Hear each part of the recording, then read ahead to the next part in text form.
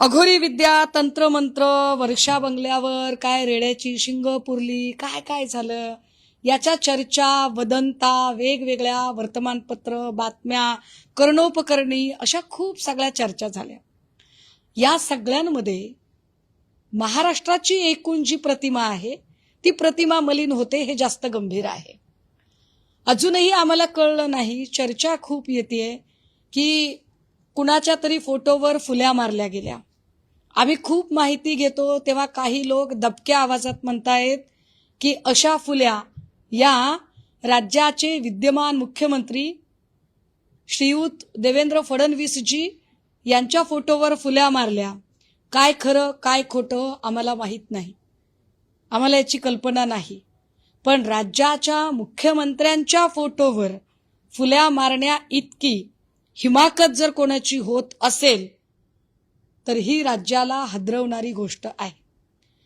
त्यामुळे हे कोण लोक आहेत, यांना का फुल्या माराव्याशा वाटतात, फुल्या मारण्यामागची यांची भावना काय आहे? म्हणजे खरातान करवी जर कोणी अशोक खरातच्या हातून कोणी तंत्रमंत्र विद्या करू पाहते, कोणी अघोरी विद्या करू पाहते, तर तो कोण आहे? असा कोण असेल की ज्याला काही फायदा होतोय? काय नेमकं हे घडत होतं? कारण महाराष्ट्राच्या शीर्षस्थानी असणारी ही एवढी महत्वाची नावं आणि त्यांच्या नावाच्या संबंधाने जर एवढ्या गंभीर चर्चा बाहेर येत असतील तर महाराष्ट्रातली जी जनसामान्य जनता आहे ती सुरक्षित आहे असे कसे मानावे?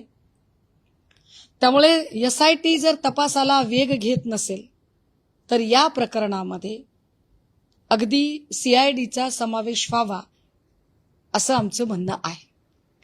कारण SIT अजूनही चाकणकरांना अजूनही चौकशीला बोलावत नाही। चाकणकरांना समन्स आलं असं साधारणतः 8 दिवसांपूर्वी कळलं, त्याच्या पुढचे 3 दिवस चाकणकरांनी सोयीस्कर मौन बाळगलं। 3 दिवसानंतर चाकणकरांना अचानक कंठ फुटला आणि त्या म्हणाल्या की असं समन्स मला आलंच नव्हतं। याचा अर्थ आम्ही काय काढायचा? चाकणकर SITला बोटावर नाचवतायत का? चाकणकर सांगू पाहतायत का की माझा पाठीराखा इतका मोठा आहे की SIT आणि या सगळ्या यंत्रणा याचा मला फरकच पडत नाही? की याचा दुसरा अर्थ काढायचा की लोक दबक्या आवाजात म्हणतात की बाबा SIT प्रमुखांची आणि चाकणकरांची चांगले गुड रिलेशन आहेत? आम्ही नेमकं काय म्हणायचं याला? कारण तपास पुढे जात नाहीये। तपास पुढे का जात नाही? अजूनही आर्थिक स्रोत का तपासले जात नाहीत? CDR बाहेरचा माणूस काढतो, SIT काढत नाही। हे SIT साठी गंभीर आहे। हे ब्रीच ऑफ प्रायव्हसी तर आहेच आहे, पण तो CDR SIT काढू शकत नाही हे SITचं अपयश वाटत नाही का? त्यामुळे परत एकदा विनंती की या सगळ्या लोकांची, कारण ऑन फ्लोअर ऑनरेबल चीफ मिनिस्टरांनी सांगितलेलं होतं की आम्ही आजी माजी सगळ्याच संचालकांची चौकशी करणार आहोत, गृह खातं चौकशी करणार आहे, पण आजी माजी संचालकांची चौकशी झालेली नाही। ती चौकशी होणं गरजेचं। जो कोणी असेल, मी पुन्हा म्हणते, जो कोणी असेल, जी काही 30-40 नावं आहेत त्या 40 नावांमध्ये कोण कोण आहे? काही जण असे पण आहेत जे आमच्या नजरेत आहेत की जे आमदार नाहीत पण आमदारापेक्षा कमी नाहीत, जे आमदार नाहीत पण आमदारापेक्षा कमी नाहीत आणि ज्यांचा वावर बऱ्यापैकी मंत्रालय आणि परिसरात आहे, अशी सुद्धा नावं यात आहेत।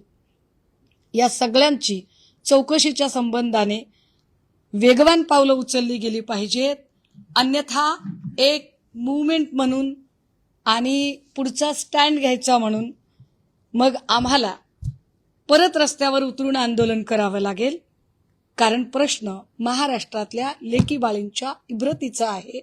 मी हे पुन्हा एकदा सांगितलं पाहिजे की यातल्या बऱ्याच गोष्टी इतक्या संवेदनशील आहेत की त्यावर मी जाणीवपूर्वक ओपन अप होणं टाळते।